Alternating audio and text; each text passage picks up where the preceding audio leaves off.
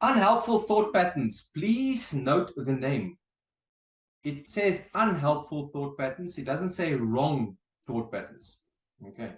Your thought patterns aren't usually wrong. They're either helpful or they're unhelpful. It's way better to look at your thought patterns with that regard. If they're helpful or not. Okay.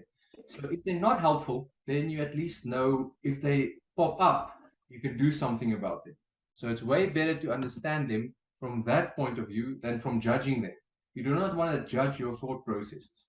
Your thought processes are what makes you a human being. You've got a mind. Your thoughts can run wild, but it's not a judgmental area. You shouldn't judge your thoughts. All right. So the first unhelpful thought pattern is called mental filtering. Now, what does mental filtering mean? It also means that you have tunnel vision. Okay, so with mental filtering, you filter things out of your awareness. And there's a very simple example with this one. Okay, say for instance, somebody's driving and focusing on the road, and as they focus on the road, they miss the exit sign, which was huge next to the road. They were so focused on the road and their mind was so preoccupied with something else that they missed the turn off and they missed the sign and they didn't even see the sign on the road. That's a very simple example of mental filtering. Okay.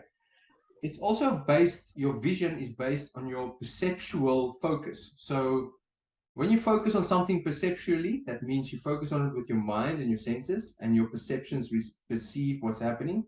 And that's the only focus you have. You tend to miss things around you. Okay. So you've got a panoramic view of things. Okay. Like your peripheral vision, especially the ones that they test in driving. So if you do your fingers like this and you can see your fingers, that's called your peripheral vision. So when you mental filter things, you focus in one line. Now, some of you might ask, focus is a good thing. Yes, under certain circumstances.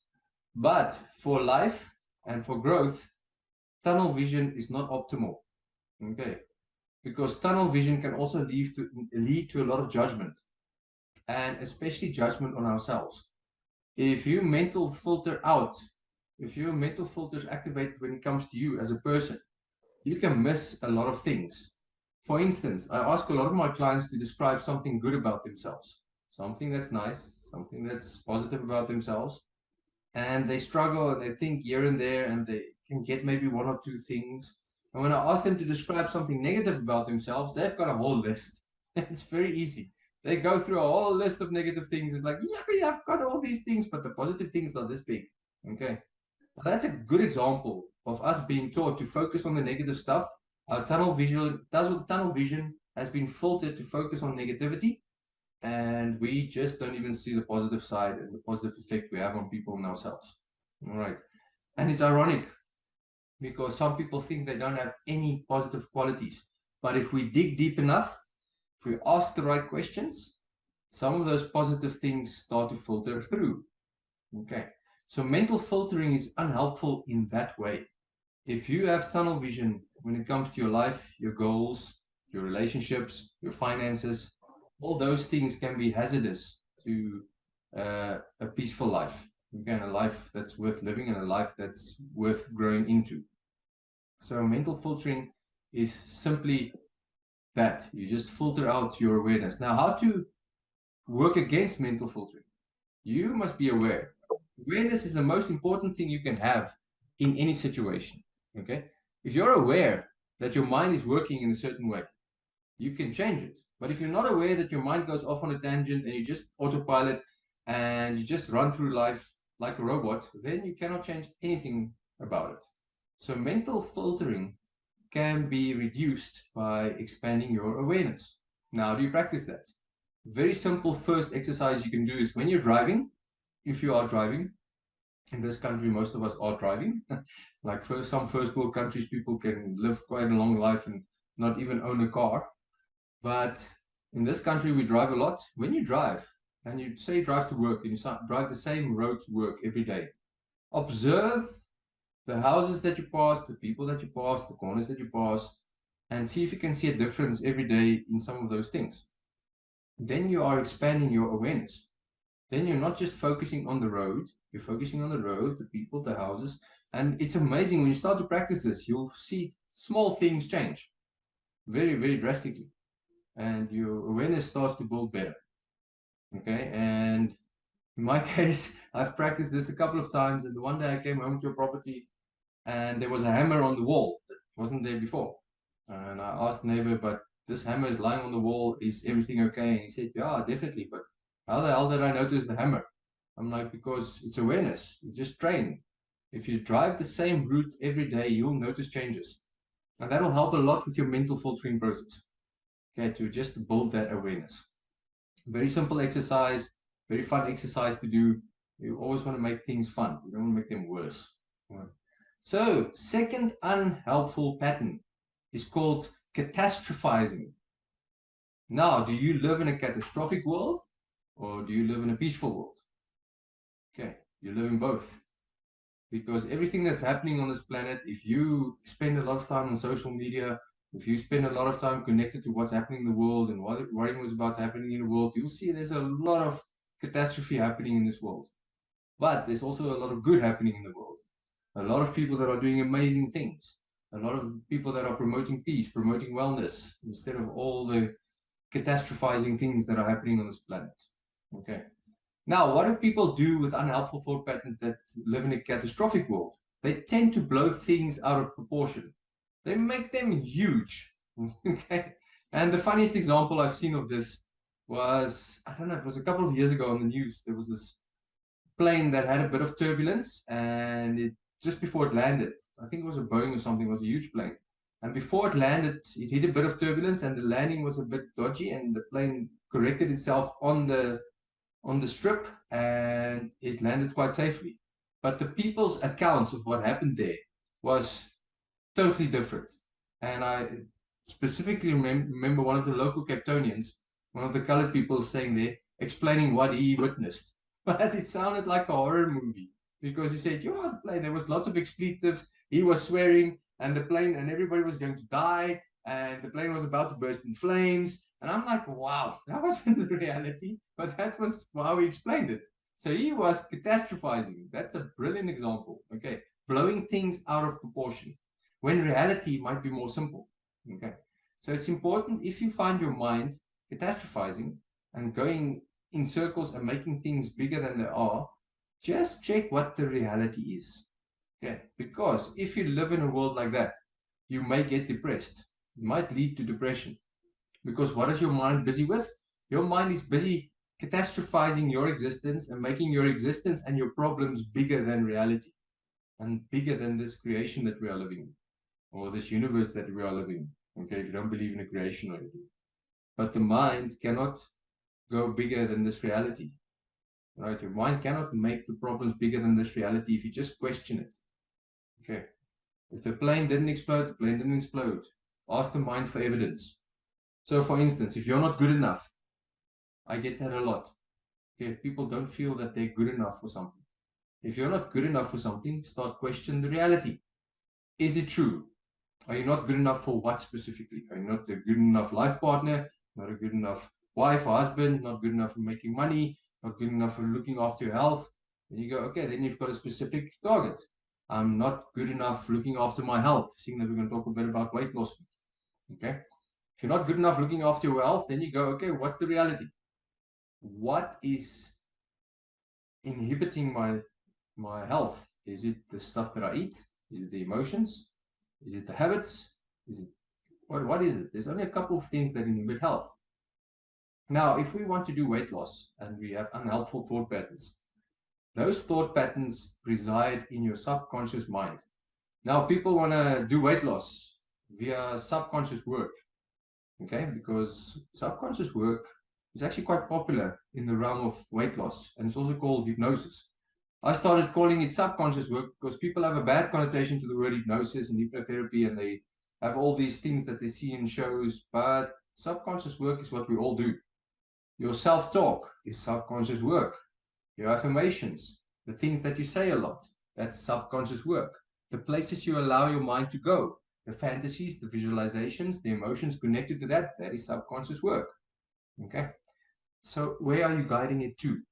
In the realm of weight loss, the subconscious mind is actually quite clever.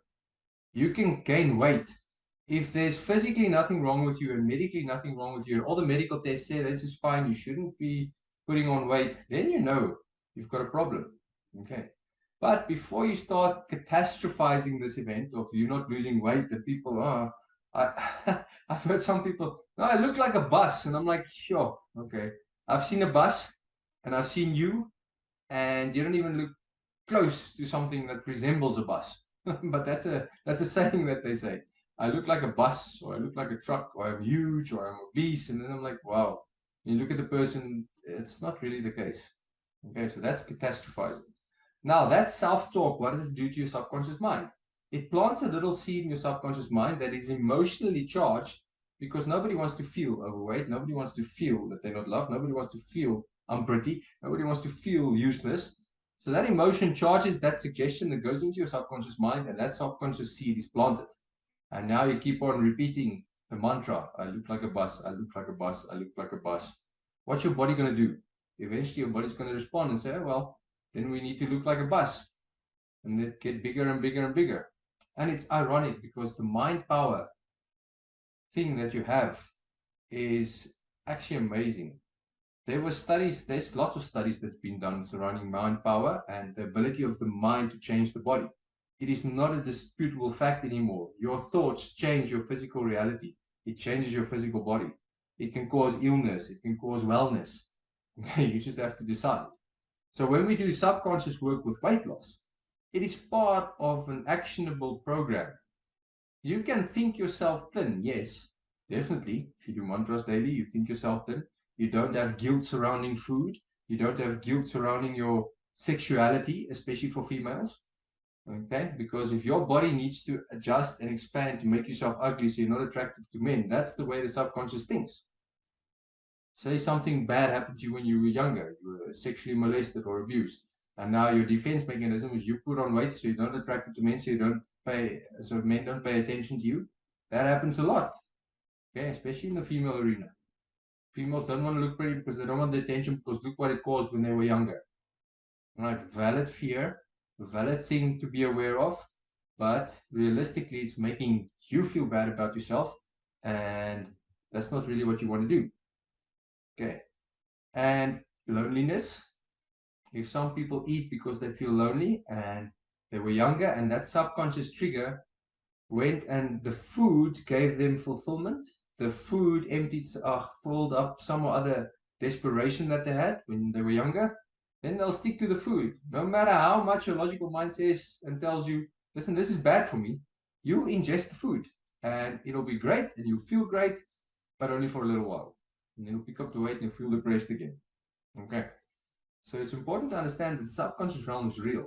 And in the subconscious realm, you can work on weight loss, but you have to have an actionable plan that goes with that weight loss. And incidentally, the subconscious process can motivate you quite well to take the correct actionable steps that's good for you.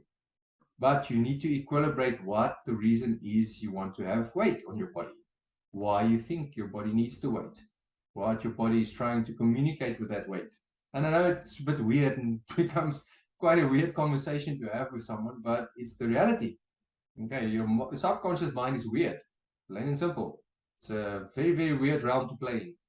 The way it interprets things, the way it interprets your background of who you are, what you're capable of, what your traumas are. It is a very, very weird place to be. But it is a worthwhile venture to take and to delve into the subconscious mind when you want to use weight loss and subconscious work as part of your weight loss protocol. So there's a basic rule. If you sleep well, okay, you get your hours of rest at night, not during the day.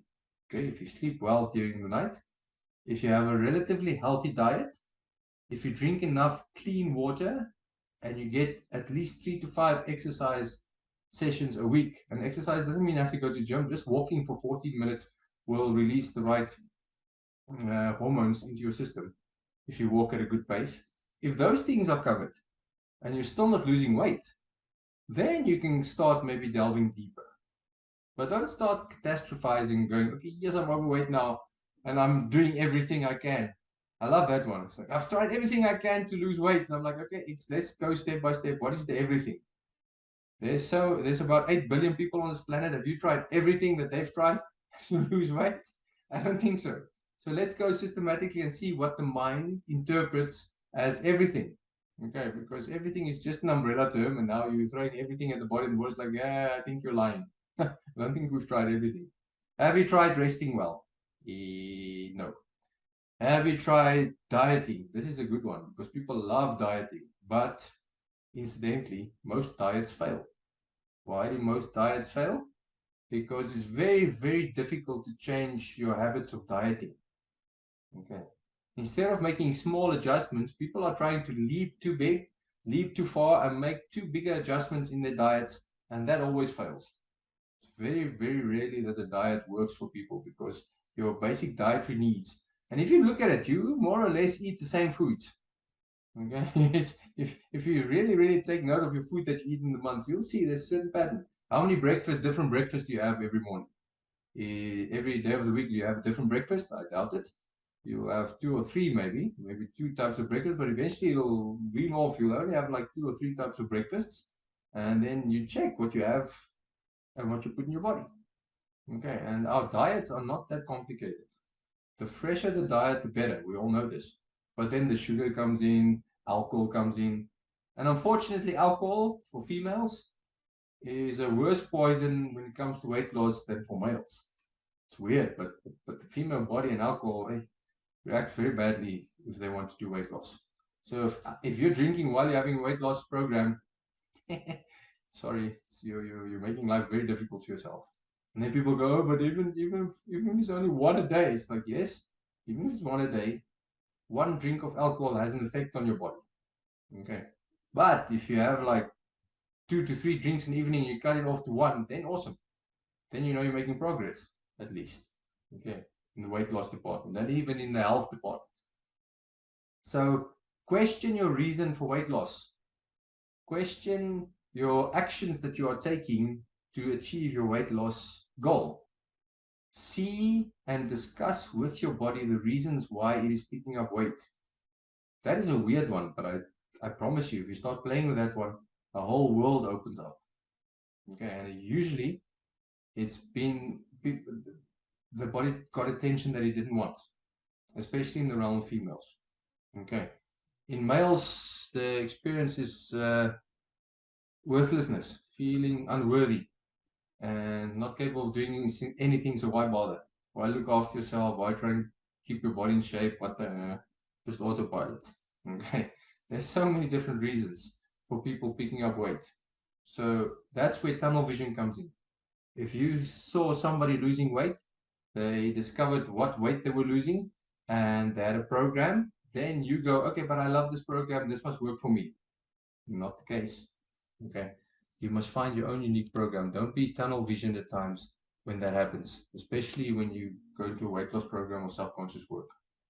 Okay, so just to recap, mental filtering and catastrophizing, 2 unhelpful thought patterns, not wrong thought patterns, just unhelpful.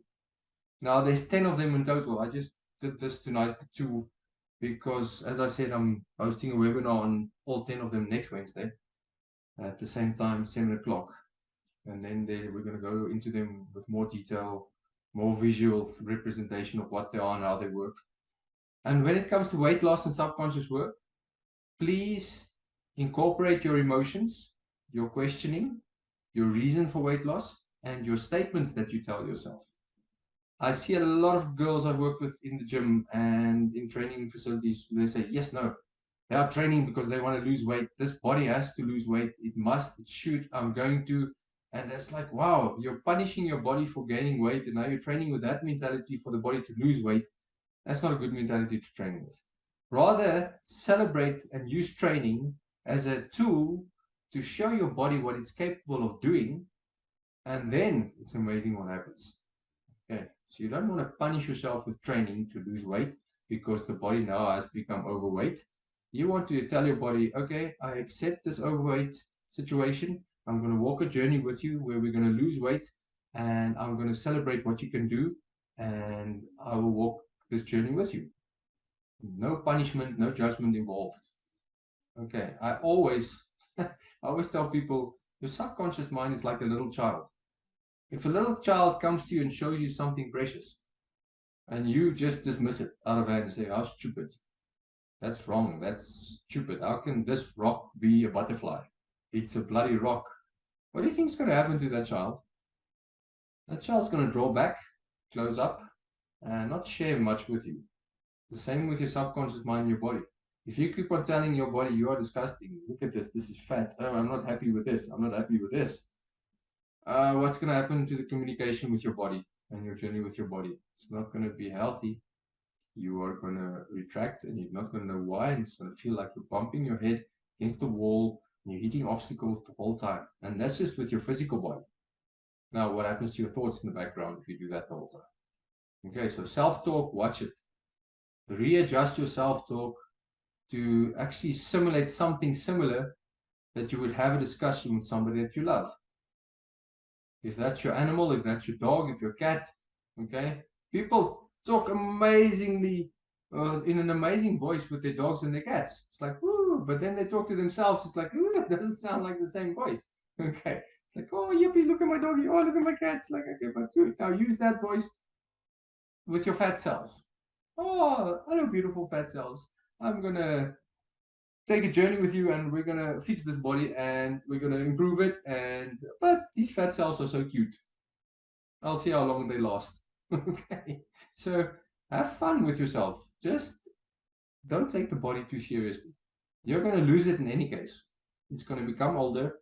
It's going to become less mobile. It's going to become shriveled up. But getting older with grace, moving through your obstacles with grace, moving through your challenges with grace is a totally different story. Okay, lightheartedness and grace can do a lot for your emotional well-being, your physical well-being, and all the things that you are wanting to achieve. Alrighty. Okay, I hope that made sense. If you have any questions, you can ask them in the chat box or unmute yourself because our time's almost up for tonight. So if you have questions, you can type it in the chat box. I'll give a couple of minutes for everybody if there's something that wasn't clear, or if there's something that you would like to know. Any questions are welcome. And if not, then please be reminded, if you are tunnel visioned, ask yourself, in which situations am I tunnel visioned? Joni, Aiden, where are you situated? I practice from Pretoria, but I do online sessions all across the country. And even now it's started to expand internationally with the online world. It's amazing what happens. I didn't think we could use this modality online, but COVID forced us all to adapt or die. So we did do the online sessions. And yes, but my practice itself is in Pretoria. Okay, I hope that answers your questions. And yeah, please ask yourself where you can be tunnel visioned at times. Okay, what you are catastrophizing about, and then go see other people's mental filters. Where are they tunnel visioned? Don't judge. Don't try and fix them. Don't try and argue with them. Just observe and go, wow, okay, that person tunnel visioned. Oh wow, look at that catastrophizing. It's like, oh, this was the world ended, and it's like, no, the world didn't end. And usually you see children, they're very good at catastrophizing. It's like, ah! And you're like, what the hell happened? And they've got a scratch on the thumb or a cut on the wrist or bump on the head, but now the world is ended because this is gone. Or the ice cream dropped on the floor and now chaos because the world is ended because the ice cream dropped on the floor.